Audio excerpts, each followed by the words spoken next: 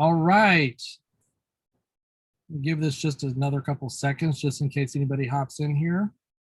Right now it looks like it's just well, here we go. We've got some guests. Just want to say welcome and thank you for joining us. My name is Brian Painter. I'm Assistant Superintendent of Kirkwood School District. It is my pleasure to serve our district in this role. Prior to this role, I was principal of Kaiser Elementary School and for 16 years. And so literacy is something that was a day-to-day activity for us in our work at Kaiser. And it continues to be something that is super important to our work district-wide. We are joined today by some very distinguished guests. I'm happy to be joined by Liz Grana, who is our Director of Instruction and Professional Learning, Jenna Klinke Galbraith, who is one of our district facilitators who specifically supports literacy and English ELA in our district, Elizabeth Locke, who is our MTSS coordinator. MTSS, if you're not up on our education jargon that we like to speak sometimes, that is multi-tier support systems.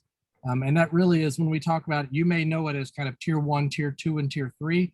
We are relabeling that work around universal, supplemental, and intensive instruction.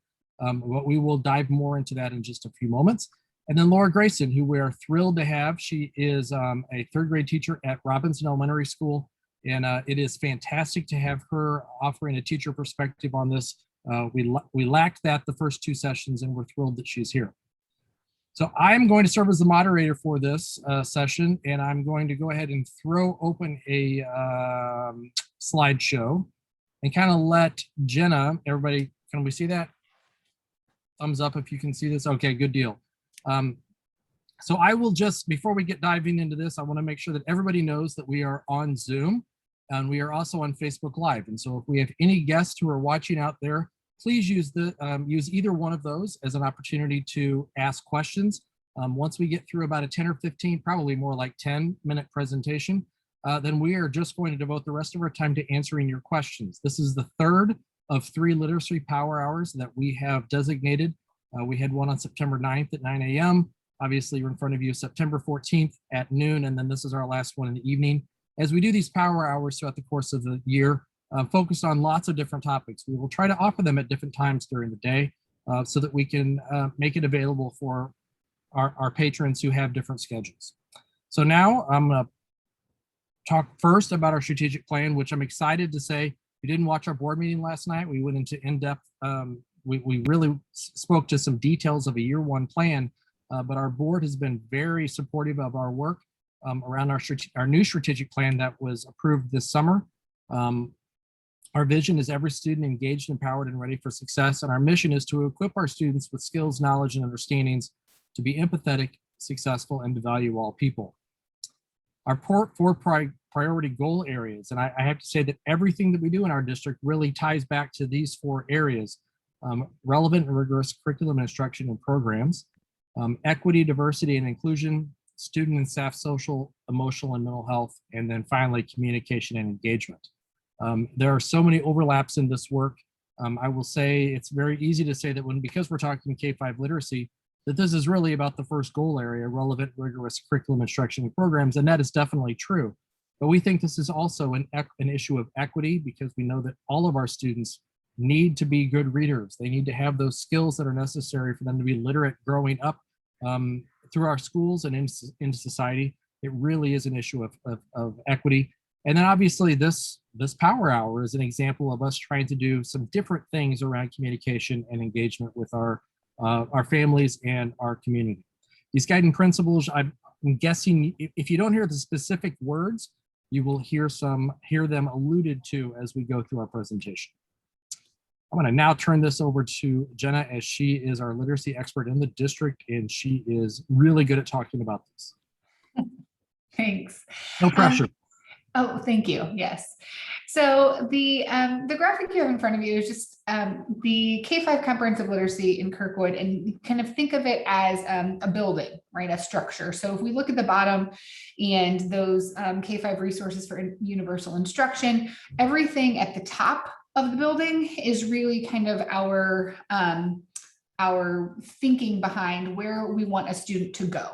where we want a student to ascend to. So we want them to be proficient readers and listeners and speakers and writers. And so how do we do that? And that goes to the next floor with setting that those 5 essential components of literacy. So phonemic awareness and phonics, fluency, vocabulary, and comprehension. Think of those as building blocks. So without all 5 of those building blocks, those other pieces, right, those other levels of being a proficient reader, writer, speaker, and listener aren't possible. And so we're really focused on those 5 blocks in red: the phonemic awareness, phonics, fluency, vocabulary, and comprehension being a firm foundation on which all of our other literacy work in Kirkwood is built upon. And so then as you kind of go down that structure, the Kirkwood's K-5 literacy instruction is what really happens in the classroom. So all of the reading mini lessons and partner reading and conferring is really about being student-centered and meeting students where they are. And then with those resources at the bottom is the how, right? How do we make sure that we're meeting our students' needs around literacy? And so we use Heggerty for phonemic awareness, the Sunday system for phonics, units of study in reading and writing for the reading and writing workshop models in our classroom. So really all of those pieces are kind of the different layers in which we build a strong foundation for our readers, writers, speakers, and listeners. And Elizabeth will speak a little more specifically to kind of how a student becomes a skilled reader. Right. So as it turns out, reading is a very complicated task, not as simple as we might think.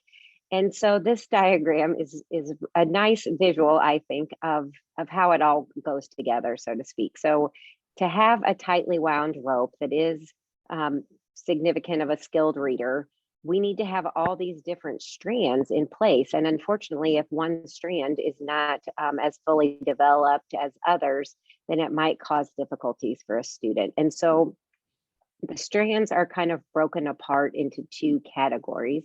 At the bottom, you see the word recognition skills. So the things that are needed to be able to identify individual words.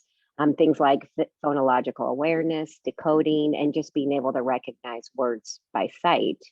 And then another huge part of this rope, as you can see, is language comprehension.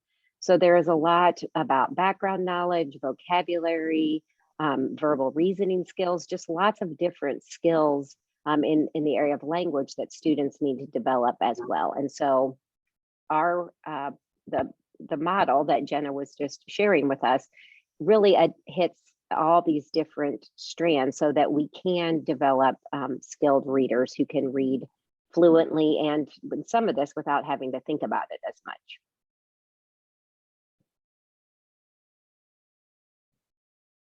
And so the next thing is I'll just talk a little bit more about this concept of MTSS, or multi-tiered systems of support.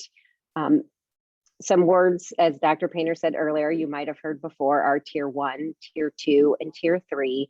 And we're trying to move to some different words. So I'll kind of talk you through some of those things, still meaning the same thing, but just a little different connotation. So the thing that's great about a multi-tiered system of support is it's a very proactive approach, and it is based on data. So we are collecting data multiple times throughout the school year and multiple different types of data.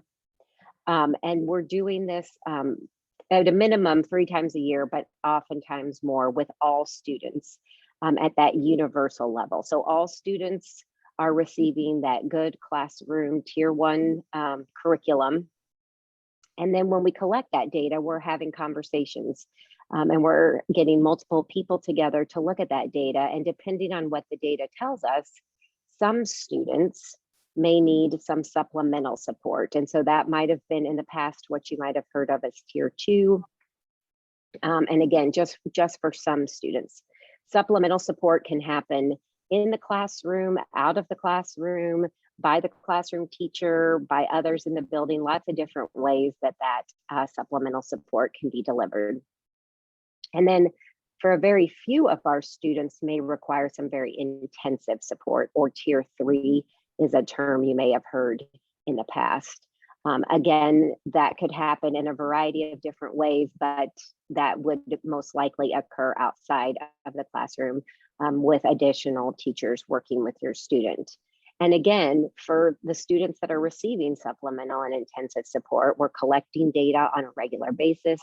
We're having conversations about that data, and we're tweaking and changing our instruction based on what that data is telling us.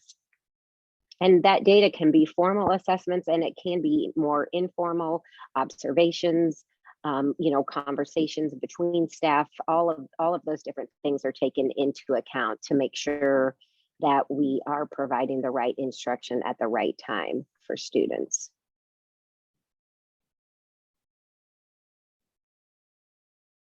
Thank you, Elizabeth. I appreciate that. And thank you, Jenna.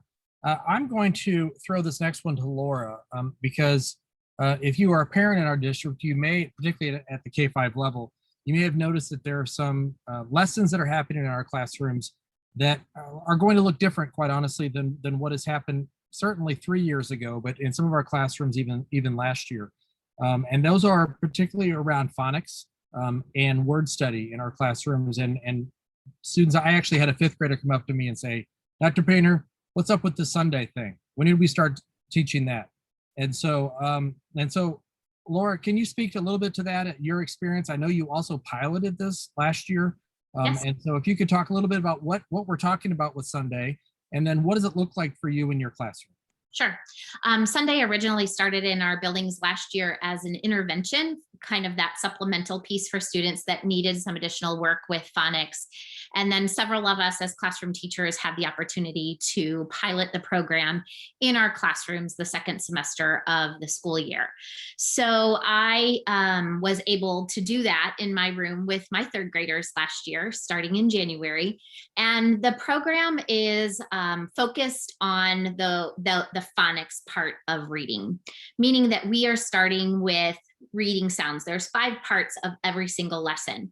It's a very laid out program in terms of there are 5 different things that we do. We start with reading sounds, meaning that I would put up on the screen the letters T and H, and the students would have to tell me what that sound of those 2 letters make. And we read through those, a whole list of those.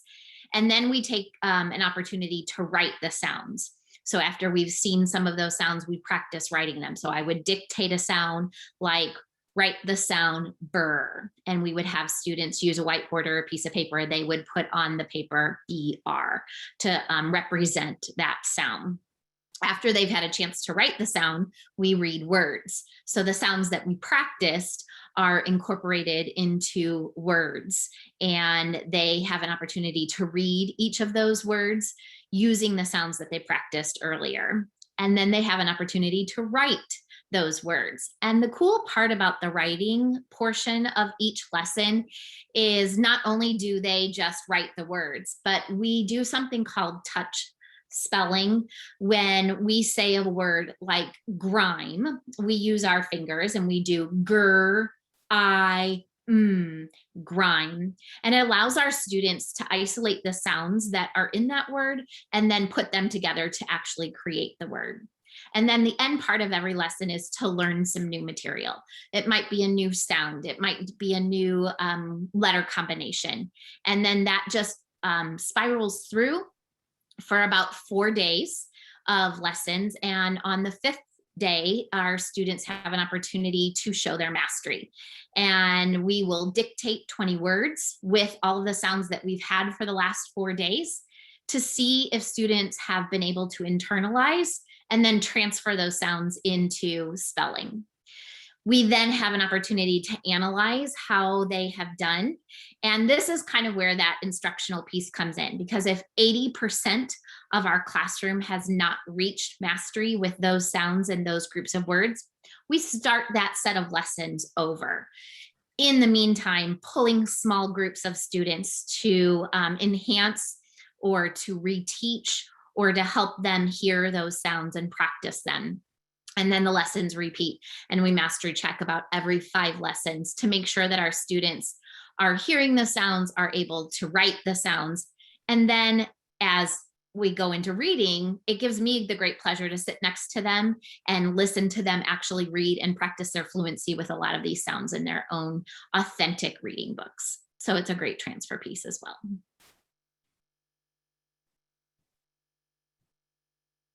I'm muted. You'd think by this point I would know not to do that. I have lots of questions and connections to what you just said, but can you talk more about how your students have responded to this work? Absolutely. So this is a 20-minute based lesson. Each part of those lessons, each of the 5 parts of the lesson has a specific time frame on it. So we're setting our timers in our classroom and we're only spending that amount of time on that lesson. And in my room, it's one of the first things we do each morning. And if I don't get to Sunday, they're asking me, we need to do Sunday today. Are we doing Sunday today? Can we get our boards out? Can we do Sunday? They're excited about it. Students who previously have been in more intensive interventions are able to come out of some of those intensive interventions because of the work that we're doing in Sunday. I saw that last year when I was able to pilot for a longer period of time. But already this year, even being 4 weeks into school, just seeing the progress of students in how they are not only hearing and writing the sounds, but then transferring that information into their own reading and writing is pretty spectacular. That is outstanding. I appreciate that. Jenna, if you could talk a little bit, I've got 2 questions for you. I'm going to start with the first one. When Dr. Grayson was talking about kind of the touch spelling, what's up with that and why is that so important? Sure. So we know that students learn in a variety of ways. Some students are more auditory, some are more visual, some are more kinesthetic, right? Needing that physical touch and movement. And so one thing that Sunday does very explicitly is really connect all of those 3 learning types, the visual, the auditory, and the kinesthetic. And so as Dr. Grayson described, when students are reading sounds and reading words, they're tracing. So 2-finger tracing, there's actually more dendrites in the end of your 2 fingers than in the rest of your body. And so it helps to move those sounds and those words to working memory more quickly. And so that kinesthetic piece, as well as the visual and auditory, is happening every time students are reading sounds and reading words. And exactly as Dr. Grayson described with the touch spelling, that's true when they're writing sounds and when they're writing words. And so again, really trying to be very culturally responsive to all different learning styles of students and meeting students where they are and connecting those 3 types of learning to move those new words, those new sounds to working memory more quickly for all of students in the classroom. All right, thank you. I appreciate that. Before I go to my next question, I just want to remind those who are watching us, you can put questions in if you're watching on Zoom. Certainly you can use, I think, the Q&A or maybe even the chat. You can add some questions there. And then if you are watching on Facebook, which I'm monitoring over here, you can certainly ask questions there and we will do our best to throw those questions to our panelists. I have lots of questions, but I'd rather us answer your questions that you have because I'm sure that there are some out there. The next question I have, and either Dr. Klinke Galbraith or Ms. Locke, you can take this one. But we had a question from a parent previously who said, basically talked about the fact that her child is an awful speller. And you know, when we grew up, we had a spelling list every week, and so you could come home and you could practice those. And you know, when I was in school, we had to write every word 10 times, and then on Tuesday we did something else, and on Wednesday we did something else. And so they were asking, why don't we teach spelling anymore? But it sounds like what Dr. Grayson was saying, we are teaching spelling, kind of. And so what does that look like? Sure. Elizabeth, do you want to talk about the assessment and repetition piece? Sure. So one of the things that was kind of one of those aha moments that you get, or a light bulb moment every once in a while for me when I was kind of digging more into Sunday, was the idea that spelling is where kind of all these skills come together. So in Sunday, every so many lessons, we do what's called a mastery check, which is done via spelling, because what it does is when students have to spell words, and Dr. Grayson can elaborate in just a moment, but they have to first hear the sounds in the word. So that's the phonemic awareness part. Then they have to say, okay, now what letters or letter combinations, make that sound, and that's the phonics part. And then they have to put it down on paper. So it's really, when we use that spelling as kind of the mastery check to see, it really informs instruction and lets us see where kids are with being able to put all these skills together. So spelling is definitely a part of the program, but Dr. Grayson can talk a little bit more about it as well. Well, and what's really interesting, kind of following up with that, is that when my students are in writing and their writing journals are in front of them, and this is outside of Sunday, I see students using their fingers, touch spelling, because they're listening for how that word might begin or how that word might end. And that is tying exactly into spelling, where in previous years, they might have come to me and said, how do I spell school? And now they're hearing those sounds, and we can talk about, what do you hear at the end? What do you hear at the beginning? And they know the letter combinations that go with those sounds. And so they are incorporating that spelling outside of that Sunday work as well, which makes it a little more authentic than having a list of words that I memorize on Friday and forget by Monday. Because we are going over these sounds over and over again with each of our lessons, and incorporating them into hearing them, speaking them, writing them, they are more inclined to transfer that over to their spelling work in their writing as well. And I would add that I think we have decades of research that shows that that's kind of the case. The transfer from a more traditional spelling list into actual writing and even reading was not that great. Certainly with some students it was there. But I think the research, even going back a couple of decades, kind of says that we were more likely to have fights at home about doing your spelling work than we were about actual transfer, particularly after that week's words were over. So that's just, unfortunately, that's the way it was for many of our students and families, I think, for that matter. Jenna, anything you want to say more about spelling? No, I think, as Dr. Grayson was talking about, that authentic transfer of, when we're seeing students use the visual, auditory, and kinesthetic processing for those sounds, and that they're moving those to working memory. Again, yes, we're checking that spelling with the mastery check, but also in their journals, as she mentioned, and in their writing workshop time. And so that spelling is not only something we overtly teach during Sunday, but something that we're assessing throughout their writing products and their written journals as well. All right, just one more reminder, feel free to ask questions, because at some point people are going to get tired of my questions here. But Liz, do you mind talking just a little bit, because we have a 3-year comprehensive literacy plan for K-5 in place in our district. And certainly the work we're doing around phonics and word study is very important to that. But we also have some really cool professional development happening in our district that I think is going to be a big game changer for us. Yeah, I'm happy to. And I have a huge shout out to Dr. Clanky Galbraith regarding putting this together in the logistics. So we were able to bring in Literacy Link to do consistent and ongoing coaching with our teachers around Sunday, and also just around comprehensive literacy and just good instruction around reading and writing and all of those good pieces in our classrooms. So our teachers have really been great in working with Literacy Link and really adding to their toolbox and just kind of refining some of those instructional strategies that we know work really well in the classroom to help students be able to read. And I have to toss it over to Dr. Clanky Galbraith, because she really has put the logistics and the work in to make sure that Literacy Link is in our classrooms and in all 5 buildings doing this great work. So I will toss it over to her. Well, thanks.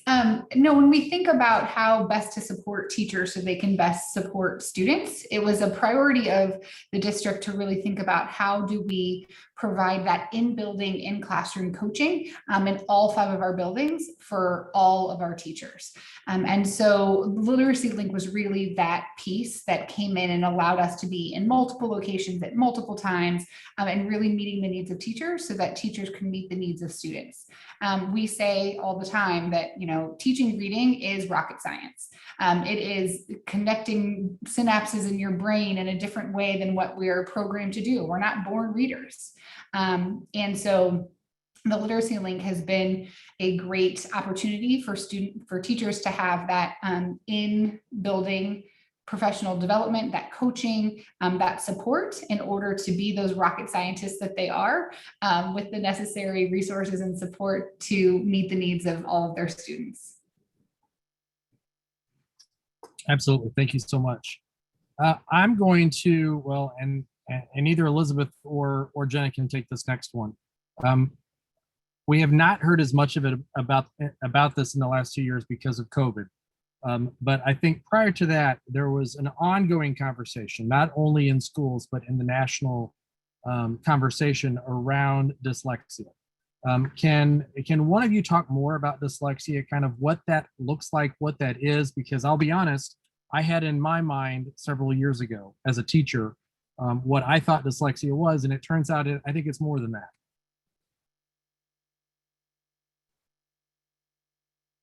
You're both Sure, looking at definitely. I can start. So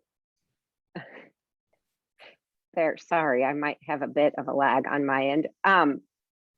So dyslexia is definitely first something that I want to remind us all that dyslexia is a medical diagnosis. So it's not something that we diagnose in schools. We do screen all of our students in grades K through 3 to see if students might be at risk for reading difficulties that may or may not be dyslexia.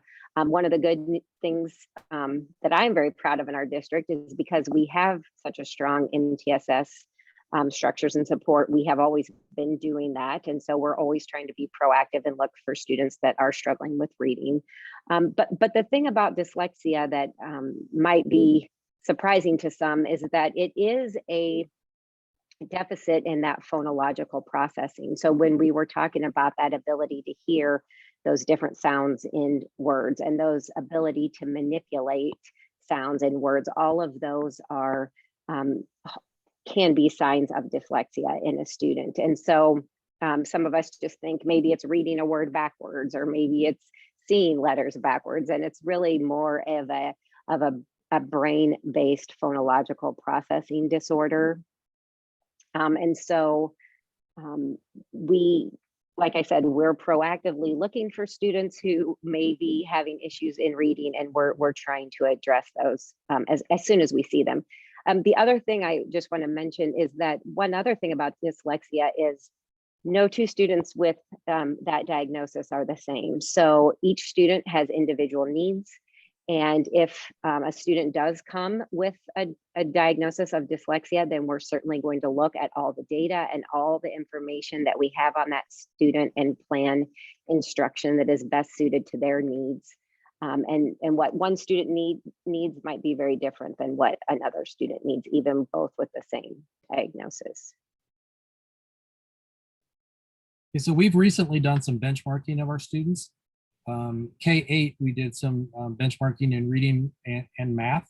And this, I know this connects with the MTSS model as well, but if I'm a parent, and I'm a parent, but if I have a child in K-8 who has recently done some of these benchmark assessments, will I find out if my child is struggling in reading and needs some additional supports? Yes, definitely. So if a child is identified of needing some supplemental or intensive instruction, the team will get together and make a plan of what that instruction will look like, and then definitely will notify parents through phone calls and for sure through letters that will be sent home that lets parents know for sure what the focus of that instruction is going to be, how often, how many times a week, with whom they're going to receive the instruction. So yes, they will get written notification of all that information. Okay, Laura, I don't want to put you on the spot here, but we had a parent who was talking about their child getting very frustrated with writing.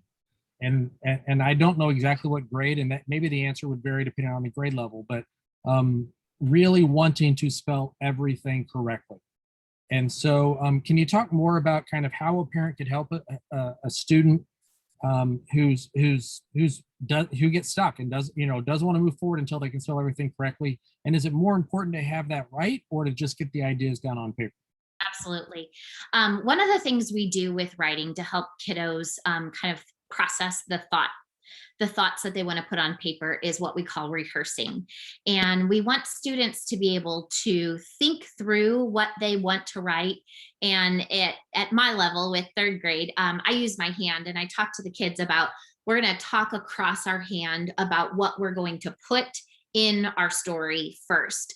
So as soon as they feel confident about what they want to include in their story, that's when we take the pencil to paper. And we have conversations in our classrooms, and I work in small groups with students, and we talk about that the first time we're putting something down on paper, it is about getting our thoughts out.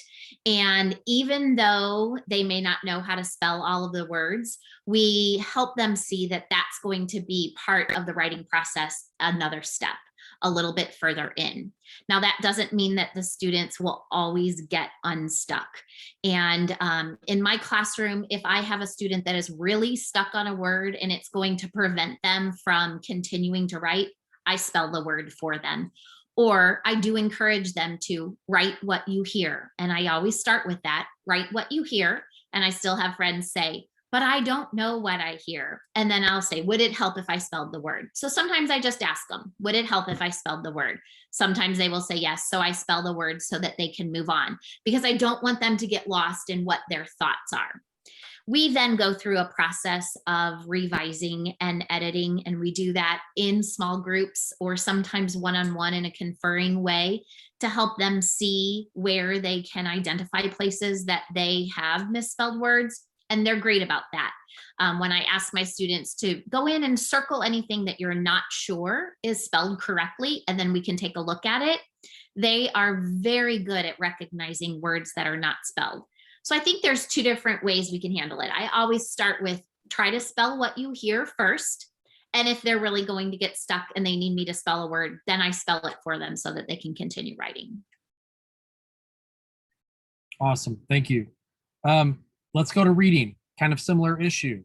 If my child doesn't know a word, do I tell them what the word is? Do I help them sound it out?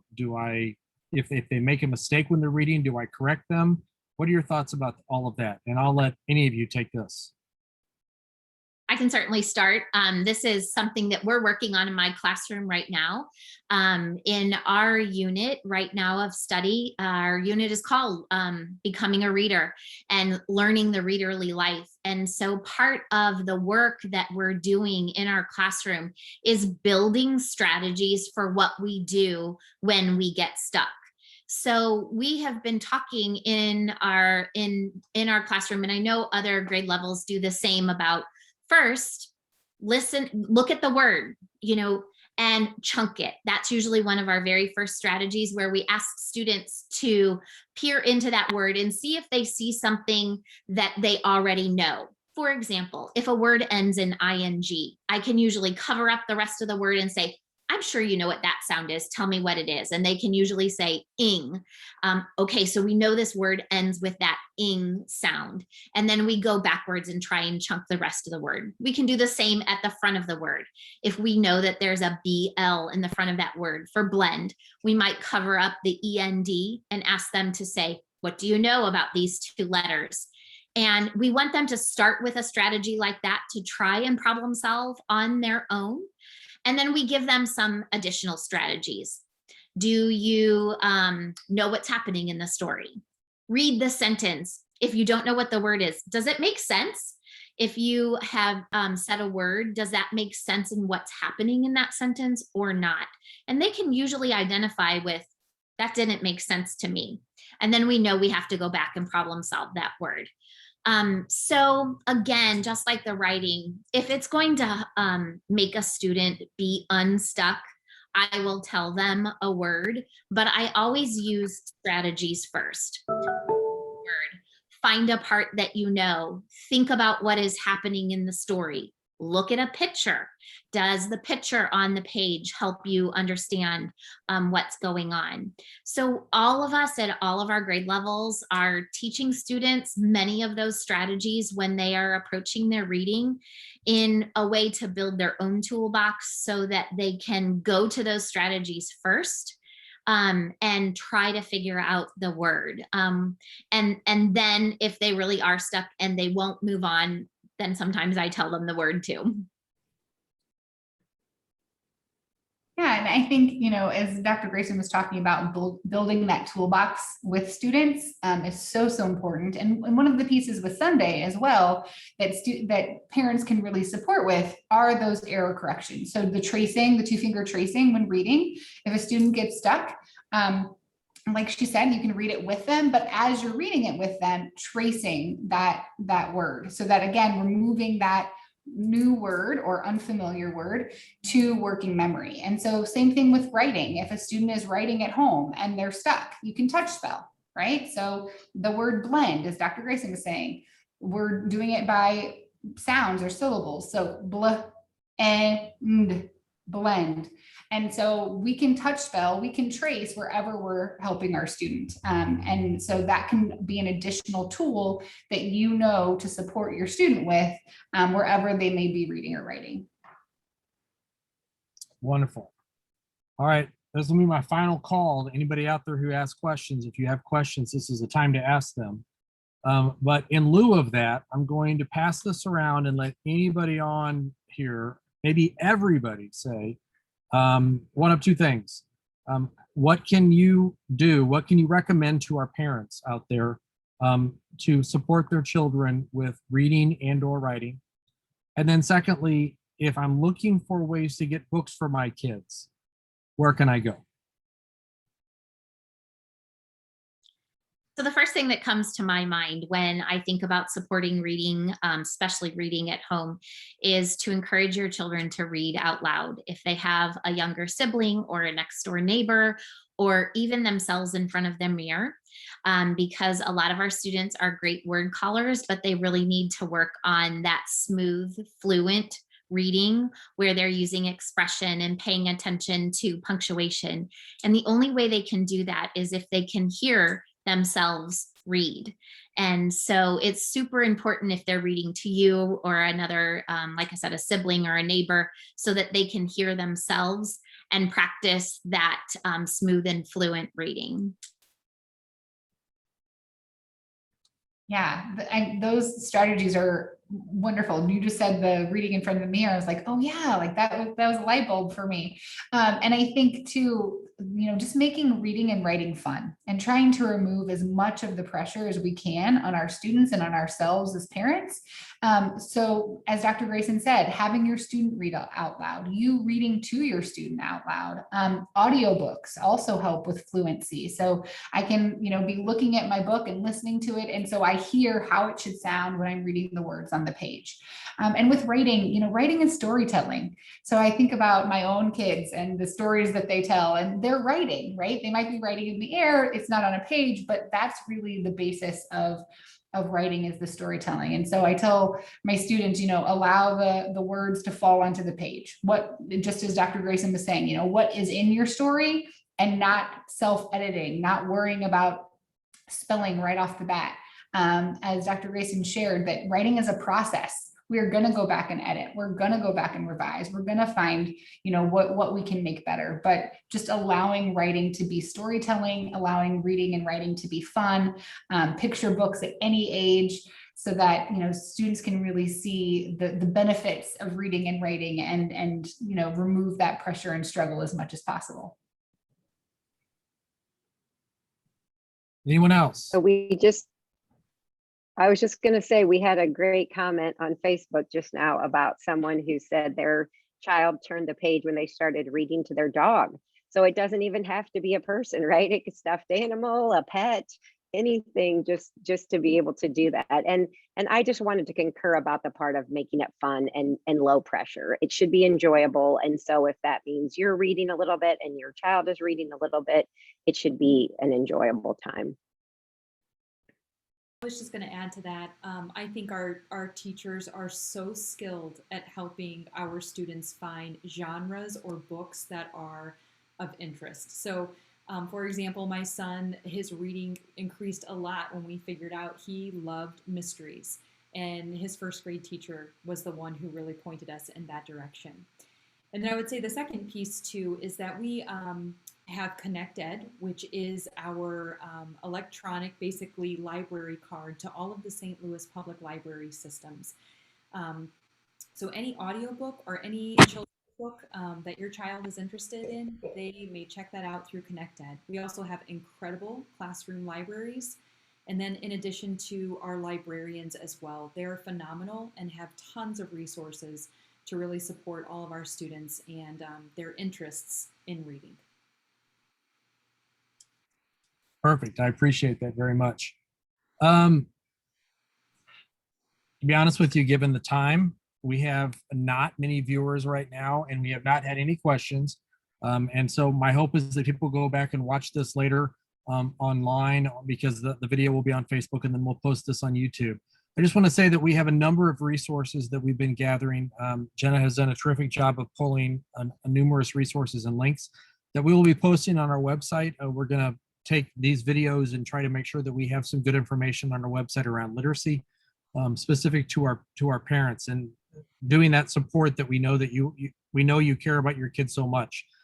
I would finally just want to say, Laura, thank you on behalf of you and the work we do in your classroom. We really appreciate you being here and frankly representing all of our teachers who've done heroic work. You've been doing heroic work for a long, long time. But I think all of us appreciate you and even more so the work that you've been doing over the last 16, 18 months, supporting our kids in various ways. And then frankly, everybody on the screen, the work that you've been doing to support our teachers in that work, because we've had a lot of things come at us in different ways that thankfully we were pretty prepared for some of them, and there's no way we could have been prepared for all of them. And so the way we've reacted and the way we've been flexible and the way we've supported our kids, obviously our students missed some opportunities during the last 16 months in our because of what's going on with COVID. But I think that our kids have had some opportunities to learn some things over the last 16 months that they would have never learned otherwise.